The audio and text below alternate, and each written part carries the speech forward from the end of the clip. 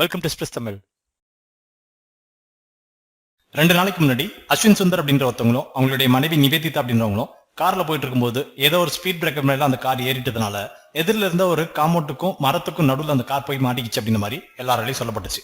அதுக்கப்புறமா அந்த கார் மாட்டிக்கிட்டதுனால அவங்களால வெளியில வர முடியல அப்படின்ற மாதிரியும், கார்ல இருந்து ஏற்பட்ட தீ அவங்கள முழுசா சாம்பலாக்கிடுச்சு அப்படின்ற மாதிரியும் நம்ம டிவிலையும் நியூஸ் பேப்பர்லையும் பார்த்து தெரிஞ்சிருப்போம். இப்படிப்பட்ட ஒரு கொடூரமான ஒரு இறப்பை எல்லாரும் விபத்து அப்படின்ற மாதிரி பாக்குறாங்க. எனக்கு தெரிஞ்சு அது கண்டிப்பா விபத்தா இருக்கிறதுக்கு வாய்ப்பே இல்லை அப்படிங்கிறத உண்மையான விஷயம். ஏன் அப்படின்னா அஸ்வின் சுந்தர் அப்படின்றவர் சாதாரணமான கார் ஓட்ட தெரிஞ்ச நபர் கிடையாது. அவர் கிட்டத்தட்ட ஒரு 4-5 முறைக்கு மேல நேஷனல் லெவல் சாம்பியன்ஷிப் கார் ரேசிங்ல வாங்கினவர். அப்படி இருக்க பட்சத்துல ஒரு காரை அக்கு வேற ஆணி வேற கண்டிப்பா அவருக்கு பிரிக்க தெரியும். அது மட்டும் இல்லாம என்னென்ன மாதிரியான சேஃப்டி ஃபீச்சர்ஸ் கார்ல இருக்கிறது இம்பார்ட்டன்ட் அப்படிங்கிறதும் அவருக்கு தெரிஞ்சிருக்கும். அப்படிங்கும்போது அவர் பர்சனலா யூஸ் பண்ணக்கூடிய ஒரு கார்ல கண்டிப்பா எந்த அளவுக்கு ஒரு சேஃப்டி ஃபீச்சர்ஸ் இருக்கும் அப்படின்றதும் ரொம்ப முக்கியமான ஒரு விஷயம்.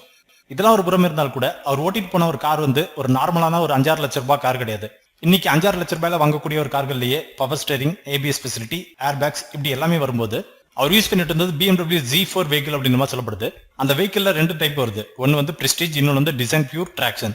இந்த 2 வெஹிக்கிளுடைய காஸ்ட்டுமே பாத்தீங்கன்னா கிட்டத்தட்ட 77 லட்சம் ரூபாய்க்கு மேலதான். இந்த 77 லட்சம் ரூபாய் அப்படின்றது கூட ஒரு எக்ஸோரம் பிரைஸ் தான் ஒழிய ஆன்ரோட் பிரைஸ் கிடையாது. ஆன்ரோட் பிரைஸ்ன்றது கண்டிப்பா இதை விட ஒரு 5 லட்சம் ரூபாய்க்கு மேலதான் வரும். அப்படி இருக்க பட்சத்துல இந்த 5-6 லட்சம் ரூபாய் கார்கள்ல இருக்கக்கூடிய ஒரு சேஃப்டி ஃபீச்சரை இந்த 80 லட்சம் ரூபாய் கார்கள் கூட நீங்க கம்பேர் பண்ணீங்கன்னா கண்டிப்பா உங்களால இமேஜினே பண்ண முடியாத அளவுக்கு இருக்கும். சோ அப்படிப்பட்ட ஒரு கார் எப்படி போயிட்டு திடீர்னு தீப்பிடிச்சு எரியும் அப்படின்னு கேட்டா கண்டிப்பா வாய்ப்பு இல்லை.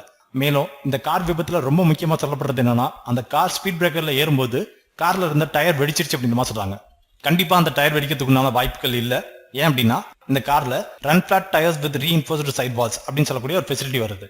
அந்த ஃபெசிலிட்டி என்னன்னா, டயர்ல இருக்கக்கூடிய அந்த சைட் ரப்பர் அப்படிங்கிறது ரொம்ப மொத்தமா இருக்கும் அப்படின்னும், நீங்க வேணும்னே ஒரு டயரை நீங்க ட்ரில் பண்ணி நீங்க பஞ்சர் பண்ணால் கூட கிட்டத்தட்ட ஒரு 150 கிலோமீட்டருக்கு அந்த டயரால தாராளமா டிராவல் பண்ண முடியும் அப்படிங்கிற அந்த ஃபெசிலிட்டி தான் அது.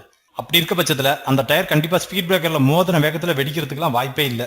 மேலும் ஒருவேளை இவங்க சொன்ன மாதிரி அந்த கார் அந்த செவத்துக்கும் மரத்துக்கும் நடுவில் போயிட்டு மாட்டிக்கிச்சு அப்படின்னா கூட இந்த கார்ல இன்னொரு சூப்பர் ஃபெசிலிட்டி இருக்கு. என்னன்னா ரிட்ராக்டபிள் ஹார்ட் டாப் அப்படின்னு சொல்லக்கூடிய நம்மளுடைய தலைக்கு மேல இருக்கக்கூடிய ஒரு ரூஃபை மடிச்சு கொண்டு போயிட்டு பின்னாடி வச்சுக்க முடியும். அதாவது ஃபாரின் படங்கள்ல காத்து வாங்கிட்டே போவாங்க இல்லையா, அந்த மாதிரி நம்மளால போக முடியும். அப்படி இருக்கும்போது சைடு கதவுல திறக்க முடியலனா கூட மேல இருக்கக்கூடிய ரூஃபை திறந்துட்டாதான் அவர் கண்டிப்பா தப்பிச்சு இருந்திருக்கலாம். அப்படியே இல்லைனா கூட நம்மளுடைய கார் சீட்ல நம்ம தலை வைக்கிற இடத்துல நம்மளுடைய ஹெட் ரெஸ்ட் அப்படின்னு சொல்லக்கூடிய ஒரு இடத்துல கண்டிப்பா நீட்டா கூரான ஒரு கம்பி இருக்கும். அந்த ஹெட் ரெஸ்ட் தனியா கழட்டி எடுத்துடலாம். அந்த கம்பி எதுக்கு கொடுத்துருக்காங்க கூரா அப்படின்னா, ஏதாவது ஒரு எமர்ஜென்சி சிச்சுவேஷன்ல நீங்க அந்த கண்ணாடியை உடைக்க முடியல அல்லது கதவை திறக்க முடியல அப்படின்னா அந்த கம்பியை வச்சு நீங்க உடைக்கிறதுக்காக தான் அதை கொடுத்துருக்காங்களே. அப்படிப்பட்ட ஒரு சாதாரண சேஃப்டி ஃபீச்சரை தன்னுடைய மனைவி கூட சேர்ந்து இறக்க போறோம் அப்படின்னு தெரிஞ்ச சூழ்நிலையில கூட ஒரு கார் ரேசரா இருந்தா அவர் யூஸ் பண்ணாம இருந்தார் அப்படின்னு சொன்னா கண்டிப்பா நான் நம்பவே மாட்டேன். இதுல இன்னொரு மிகப்பெரிய ஒரு குழப்பம் என்னன்னா, அஸ்வின் சுந்தர் அப்படின்றவர் கார் ரேசிங்ல நேஷனல் சாம்பியன்ஷிப் மட்டும் இல்லாம ஒர்க்ஸ் வாகன் அப்படின்ற ஒரு கம்பெனியோட பிராண்ட் அம்பாசிடர், அது மட்டும் இல்லாம யமஹா கம்பெனியோட பைக்ஸ் கூட ஒரு பிராண்ட் அம்பாசிடர் அப்படின்ற மாதிரி சொல்லப்பட்டு இருக்கு. இப்படிப்பட்ட சிச்சுவேஷனை அவருடைய டேட்டாஸை கலெக்ட் பண்றது அப்படிங்கிறது உடனடியா நம்ம பண்ணிட முடியும். ஆனா மார்ச் 18 காலையில 10:31 வெளியான தினத்தந்தி பேப்பர் எடிஷன்ல அவருடைய வயசு 31 அப்படின்னும், மார்ச் 19 காலையில 4:15 வெளியான அதே தினத்தந்தி பேப்பர் எடிஷன்ல அவருடைய வயசு 28 அப்படின்னும், மார்ச் 19 காலையில வெளியான தினமலர் பேப்பர்ல அவருடைய வயசு 27 அப்படின்னும், சன் நியூஸ்ல அன்னைக்கு லைவ்ல ஓடிட்டு இருக்கும்போது வயசு 33 அப்படின்ற மாதிரி மென்ஷன் பண்ணியிருந்தாங்க. இதுலயே ஏகப்பட்ட குழப்பங்கள் இருக்கு. இதுல ஒரு சில பேப்பர்ல ஒரு 5 முறை நேஷனல் சாம்பியன் அப்படின்ற மாதிரி போட்டிருக்காங்க. ஒரு சில பேப்பர்ல 10 முறைன்ற மாதிரி போட்டிருக்காங்க. உண்மையான டேட்டா எதுவுமே கண்டுபிடிக்க முடியல. இதுல இன்னொரு மிகப்பெரிய வருத்தமான விஷயம் என்னன்னா, இவங்களுடைய கார் ஆக்சிடென்ட் ஆனது சென்னையில இருக்கக்கூடிய MRC நகர்ல தான். சென்னை அப்படின்றது ஒரு மெட்ரோபாலிட்டன் சிட்டி. இவங்க ஆக்சிடென்ட் ஆன அந்த ஸ்பாட்ல இருந்து கிட்டத்தட்ட ஒரு 3 கிலோமீட்டர் ரேடியஸ்லயே ஒரு ஃபயர் ஸ்டேஷன் இருக்கு.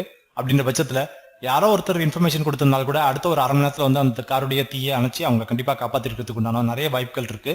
எதனால அதை மிஸ் பண்ணாங்க, எதனால 3 மணி நேரம் தீயை எரிய விட்டாங்க அப்படின்றது தெரியல.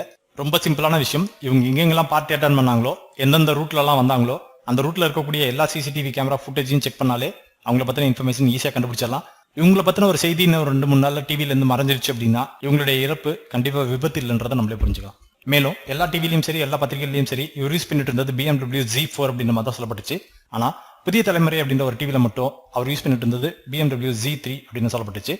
இப்படி இவ்வளவு குழப்பங்கள் இருக்கக்கூடிய அஸ்வின் சுந்தர் மற்றும் நிவேதிதா அவர்களுடைய இறப்புல இருக்கக்கூடிய மர்மங்களை போலீஸ்காரங்க தான் கண்டுபிடிக்கணும் அப்படின்னு நாங்க கேட்டுக்கிறோம். மேலும் அவங்களுடைய மரணத்துக்கு எங்களுடைய ஆழ்ந்த இரங்கலை தெரிவிச்சுக்கிறோம்.